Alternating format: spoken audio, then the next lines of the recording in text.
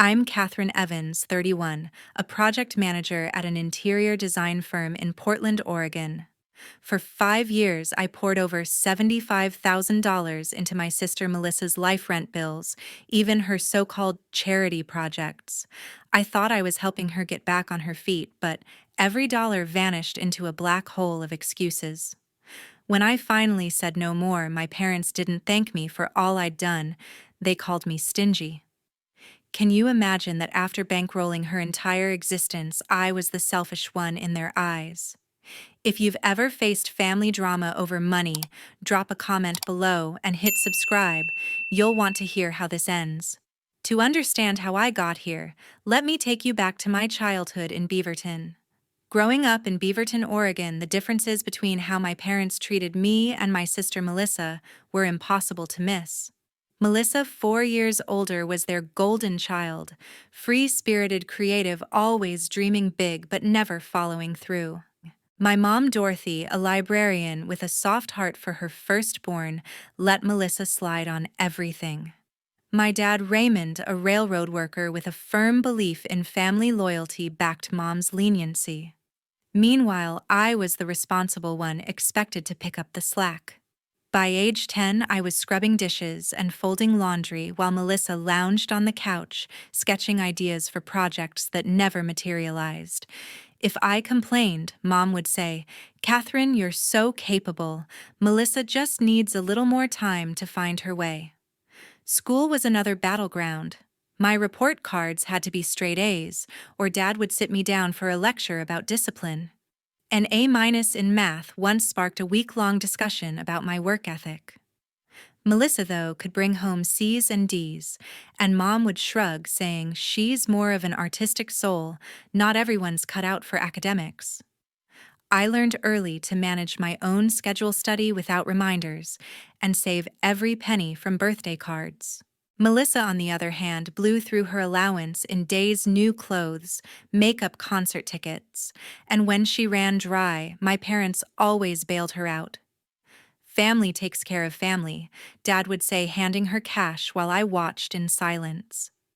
The unfairness stung, but I channeled it into determination. By high school, I was juggling advanced classes and a part-time job at a local ice cream shop, scooping cones after school to save for college. Melissa, at 18, spent her summers partying with friends, claiming she was networking for her future. When I asked why I had to work while she didn't, Mom's answer was always the same. "Melissa's got her own path, you're stronger, Catherine." Stronger. That word became my cage, locking me into a role I never chose. College widened the gap. I earned a partial scholarship to the University of Oregon studying project management, but my parents' contribution was minimal. They said their savings had to stretch for both kids. To cover the rest, I worked 20 hours a week at a campus bookstore, shelving textbooks and ringing up late-night coffee orders. My weekends were spent in the library balancing assignments and shifts, while my social life shrank to a few study groups. Melissa, meanwhile, enrolled at a community college in Beaverton, fully funded by my parents, who argued she couldn't handle work and school. "She's got big ideas," Dad said. "She just needs support." But her big ideas fizzled out.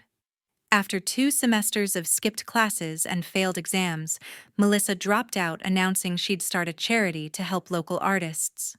That charity never got off the ground, but her spending didn't stop: new laptops, art supplies, trips to inspire her vision. My parents kept footing the bill while I budgeted every meal to avoid student loans. Those years shaped me. I graduated with honors, landed a job in Portland at an interior design firm, and started building a life I was proud of. Melissa, though, stayed stuck. Her charity projects multiplied, each one a grand promise that ended in excuses. She'd call me with updates, her voice brimming with enthusiasm: a website for struggling musicians, a fundraiser for community murals. I wanted to believe her, but the pattern was clear. She'd start strong, spend fast, then abandon ship when the work got hard. My parents, ever loyal, saw her failures as bad luck. "Melissa's heart is in the right place," Mom would say. "She'll figure it out." I nodded, keeping my doubts to myself, but the resentment was building.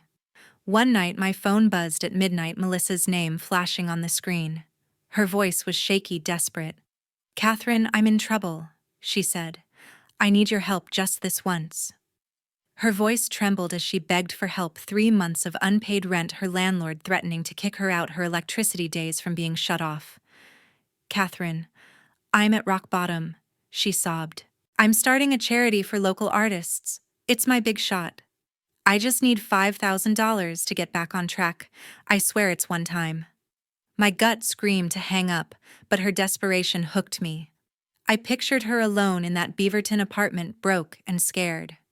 Against every instinct, I wired $5,000 to cover her rent and bills, telling myself it was a one-off to save my sister. It wasn't one-off. That payment cracked open a floodgate I couldn't close. Within weeks, Melissa called again, her voice less shaky but just as urgent. "My car broke down. I can't get to meetings for the charity," she said. I sent $800 for repairs. Then came medical bills, $600 for an urgent dentist visit. Soon her emergencies were a monthly ritual. Rent payments became my burden, $3,000 a year, at first climbing higher when she upgraded to a sleek apartment with a view. Utility bills started arriving in my email alongside pleas for cash to launch her charity's website or network at art festivals. By the second year, I was pouring $10,000 annually into her life, my savings shrinking, my stress skyrocketing. Melissa's charity was a ghost. She'd text me flashy designs for flyers or half-built websites promising her project was this close to taking off. "You're investing in something bigger," she'd say, her voice brimming with conviction. But her social media told a different story.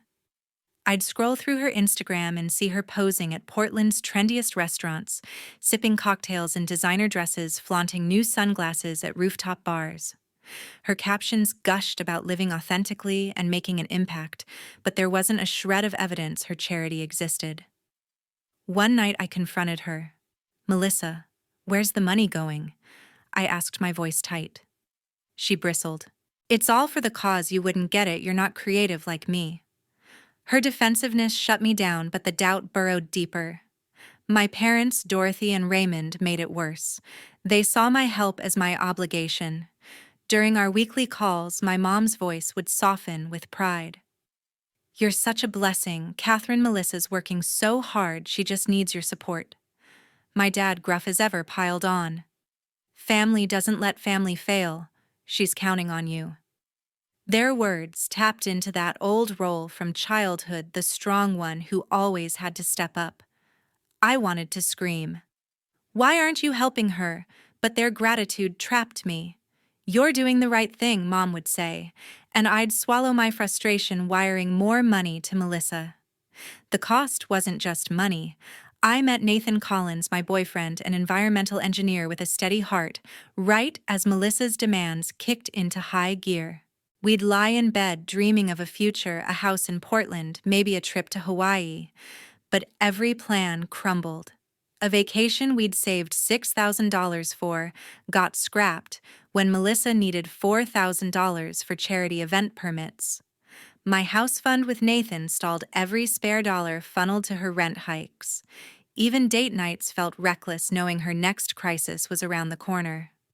Nathan tried to stay calm, but I saw the strain. One night after I canceled a weekend getaway for her latest emergency, he snapped, "Catherine, I'm dating you, not your sister's bank account." He said, his voice sharp. "This is killing us." I promised it would stop soon, but I didn't believe my own words. My best friend, Stephanie Parker, a freelance marketer I'd known since college, saw through the mess. Over coffee at a Portland cafe, she'd listened to me vent about Melissa's requests, her eyes narrowing.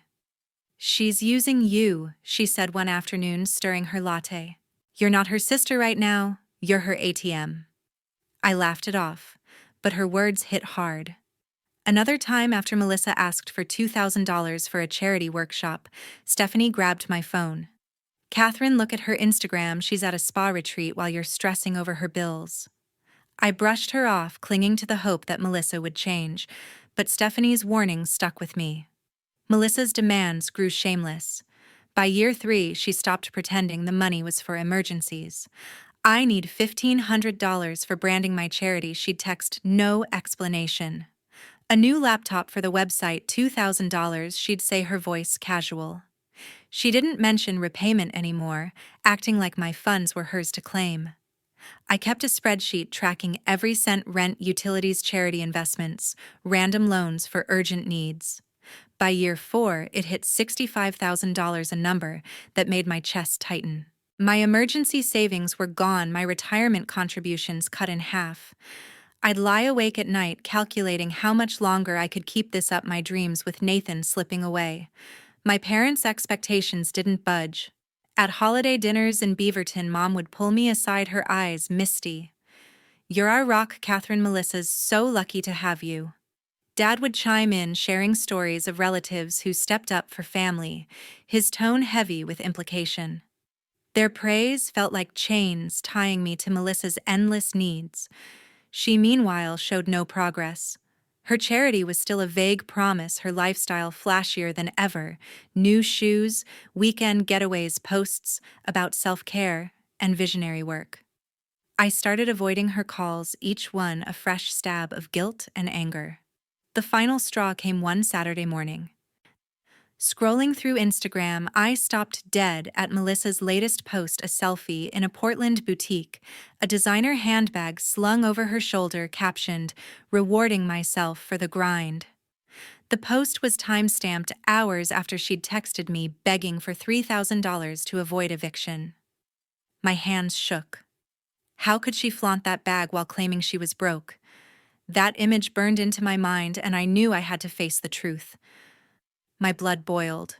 For 5 years, I'd poured $75,000 into her life, rent bills, her fake charity projects, while she played me for a fool.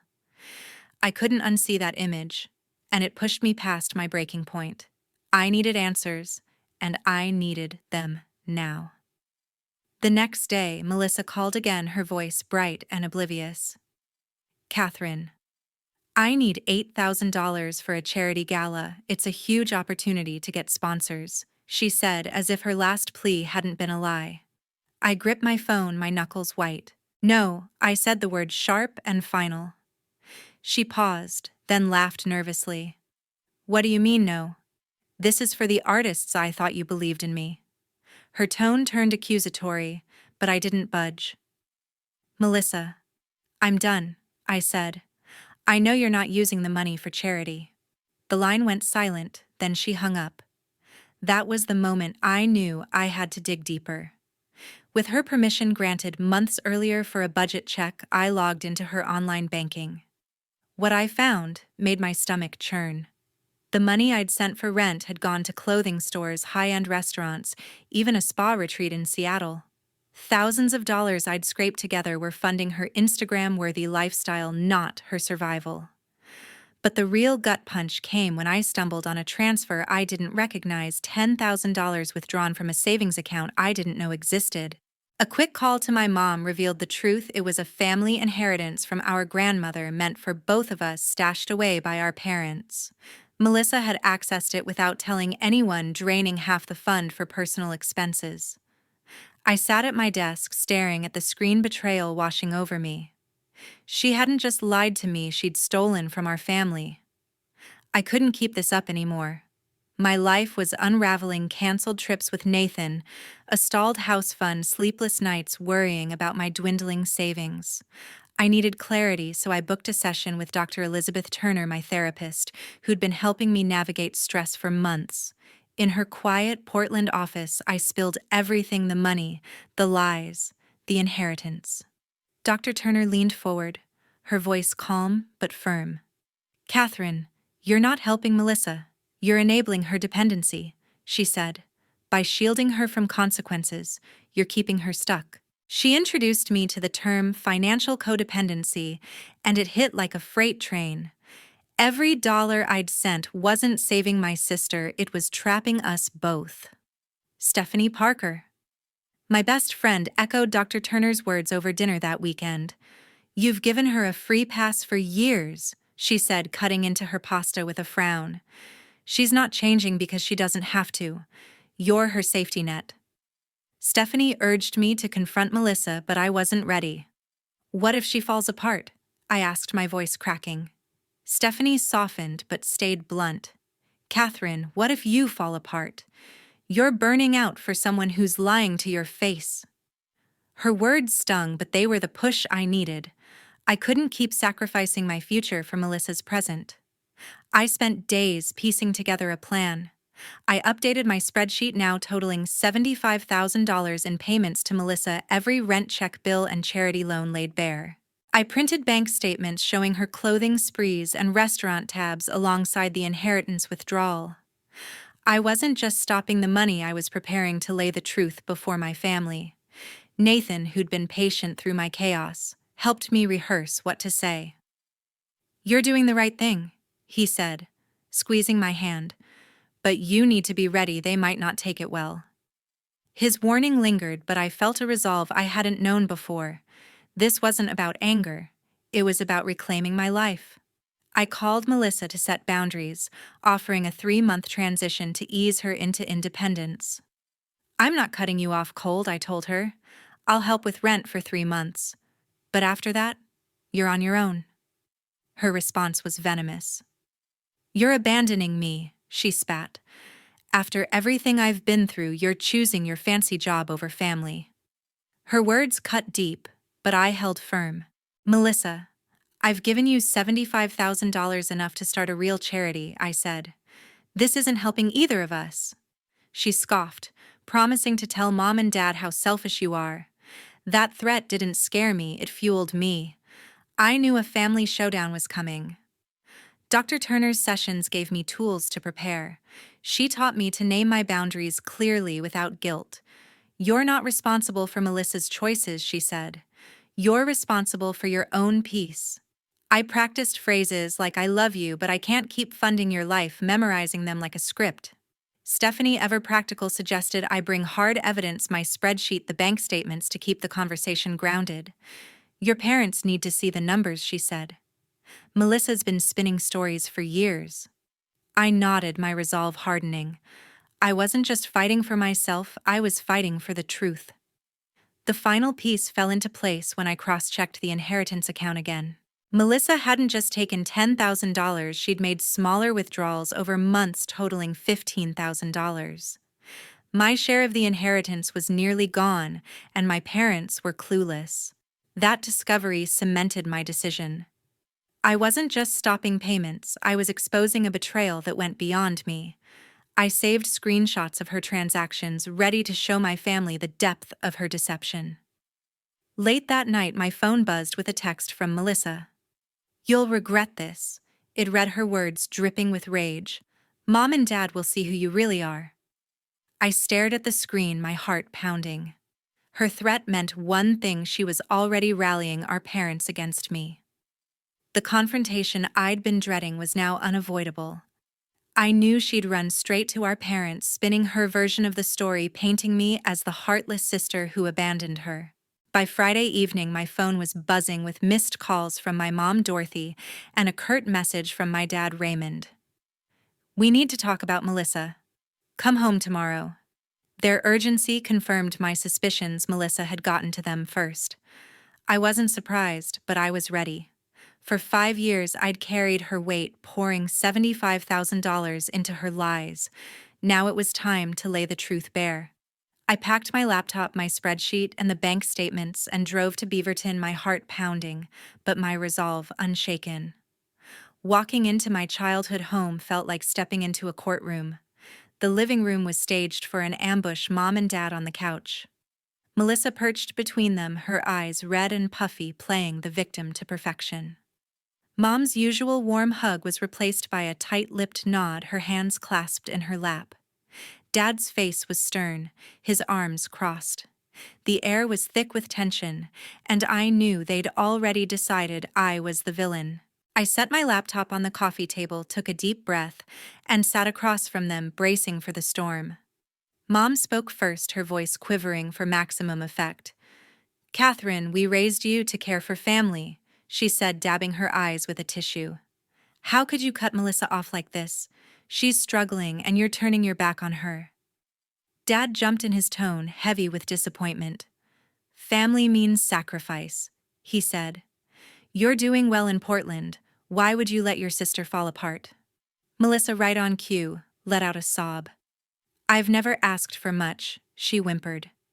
I just needed help to keep my charity going. I thought you believed in me.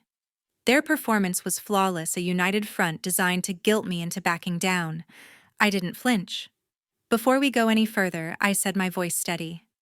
Let's look at what helping Melissa has actually meant.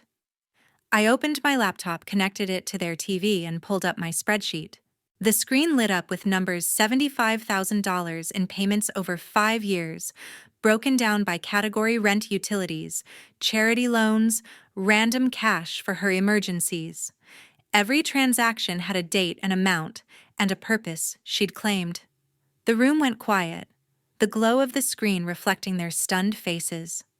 Mom's tissue froze mid-dab, Dad's arms uncrossed, and Melissa's sobs stopped abruptly. This isn't just a few bucks here and there, I said, scrolling through the totals. I've paid her rent for 5 years, $40,000. Bills, loans, her so-called charity projects, another $35,000. I've canceled vacations, drained my savings, and put my life on hold. I clicked to the next slide, showing bank statements I'd pulled from her account. But here's where my money really went.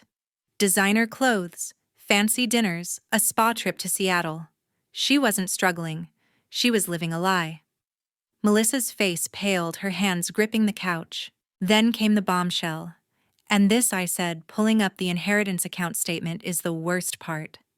Melissa took $15,000 from our grandmother's inheritance money, meant for both of us, without telling anyone. I pointed to the withdrawals, each one time-stamped, $10,000 in one go, then smaller pulls over months. Mom, Dad, did you know about this? Mom gasped, her hand flying to her mouth. Dad's jaw tightened, his eyes locked on the screen. Melissa stammered, That's not... I needed it for the charity.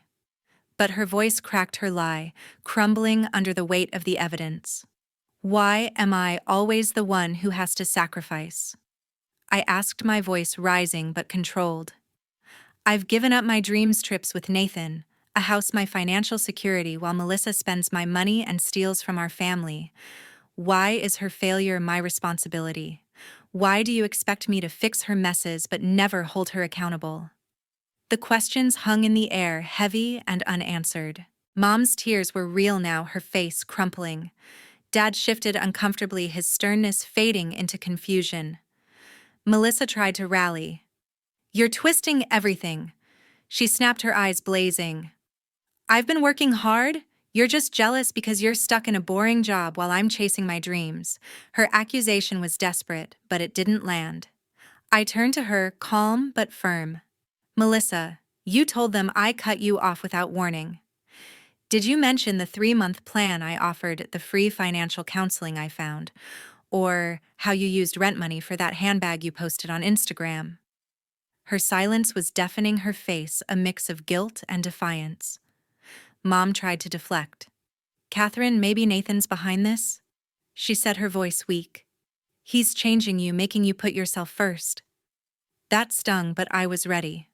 Nathan's watched me sacrifice our future for Melissa, I said. He's supported me even when it hurt us. Don't blame him for my decision to stop enabling her.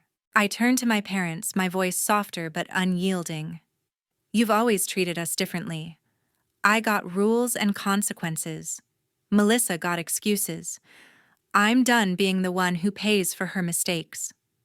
Dad finally spoke, his voice low. Those inheritance withdrawals. How did we not know? He asked, looking at Melissa. She shrank under his gaze, mumbling about temporary loans for her charity. His question cracked, their united front, doubt creeping into his eyes. Mom reached for Melissa's hand, but her grip was hesitant, her faith shaken. I seized the moment. My support ends in 3 months, I said. I'll pay her rent until then, but after that she's on her own. I'm not abandoning her, I'm giving her a chance to stand up. Mom's tears flowed freely now. We just wanted you to help each other, she whispered. Dad added, this could break our family. Their words were a last-ditch effort to sway me, but I'd rehearsed for this. Real love means wanting someone to grow, not keeping them dependent, I said, standing up. I'm here for you when you're ready to face the truth. I closed my laptop, the screen going dark, and walked out, their protests fading behind me. The drive back to Portland was a blur of relief and grief. I'd said what needed saying, but the cost was heavy. My family's reaction wasn't closure. It was the start of a reckoning, and I braced myself for what came next. My phone lit up with messages, Melissa's accusations, Mom's tearful pleas, Dad's demands for another talk. Each one tested my resolve, but I held firm, responding only to reiterate my boundary: 3 months of rent, then nothing more. Melissa's reality crashed down fast. Without my money, her Beaverton apartment became a luxury she couldn't sustain. Within 2 months, her landlord issued an eviction notice, and her unpaid bills piled up, electricity cut off, credit cards maxed out. With no friends willing to bankroll her lifestyle and her social media allies vanishing, she had nowhere to turn but our parents. Reluctantly, she moved back into their spare bedroom, a humbling blow for someone who'd flaunted her independent life online. My mom called me, her voice strained. "She's struggling, Catherine," she said. I offered to connect Melissa with a free financial counselor I'd found, but I refused to send cash. "She needs to face this herself," I told Mom, my voice steady despite the guilt tugging at me. Dorothy and Raymond, for the first time, had to deal with Melissa's mess directly. They set strict rules: rent contributions, no handouts, job applications mandatory. At first, Melissa resisted, throwing tantrums about unfair expectations. But with no safety net from me, she had no choice. She took a cashier job at a local supermarket, her first steady work in years. It wasn't glamorous, far from her visionary dreams, but it was a start. Through the counselor, she began learning to budget, paying off small debts with her wages.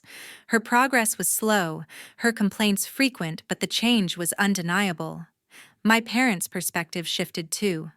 Managing Melissa's chaos up close forced them to see what I'd carried for years. One evening, Mom called, her tone different, less manipulative, more reflective. "We didn't realize how much you were doing," she admitted. "We thought Melissa just needed a little help." She paused, then added, "Maybe we favored her too much." It wasn't a full apology, but it was a crack in their denial. Dad's call came a week later, gruff but sincere. "We put too much on you," he said. "I'm sorry." Those words, simple as they were, lifted a weight I hadn't known I was carrying. Melissa's apology came months later during a quiet coffee meetup in Portland. She looked different, tired, less polished, but grounded. "I leaned on you too hard," she said, her eyes meeting mine. "You gave me everything and I took it for granted." "I'm sorry, Catherine." There were no excuses, no deflections, just honesty. I knotted my throat tight. "I wanted to help you, but it wasn't helping," I said. "I'm glad you're trying now." It wasn't a fairy tale reconciliation, but it was a start, a fragile bridge we could rebuild. My own life began to heal. With Melissa's demands gone, I rebuilt my finances. Savings grew, retirement contributions resumed, and Nathan and I revived our house hunting plans. We toured cozy Portland homes, dreaming of a future unburdened by family crises. My sessions with Dr. Elizabeth Turner helped me process the guilt and anger, replacing them with a quiet confidence. Stephanie, ever my rock, celebrated my freedom with brunches and late-night chats, our friendship stronger than ever. Work felt lighter too. I threw myself into projects, earning praise from my team at the interior design firm. The family dynamic wasn't perfect. Holiday visits to Beaverton held moments of tension. Old habits surfaced, like Mom's subtle hints about Melissa's struggles. But I held my boundaries, redirecting conversations to healthier topics. Dad showed new interest in my career, asking about my projects instead of family duties. Melissa still adjusting, shared small victories, paying a bill on time, saving for a used car. Our talks were cautious but genuine, a far cry from her old manipulations. This journey taught me hard truths. Love doesn't mean endless sacrifice, it means trusting someone to face their consequences and grow. Enabling Melissa didn't help her, it kept her stuck and cost me my peace. Setting boundaries wasn't selfish, it was the toughest, most loving choice I could make. My family's still a work in progress, but we're building something real grounded in truth instead of obligation. If you've ever had to draw a line with family who took your generosity for granted, share your story in the comments. Your experience might give someone else the courage to stand up. Hit that subscribe button and give this video a thumbs up to help others find it. Thanks for listening to my story. I hope it shows that the hardest choices can lead to the healthiest outcomes, even when the path feels impossible.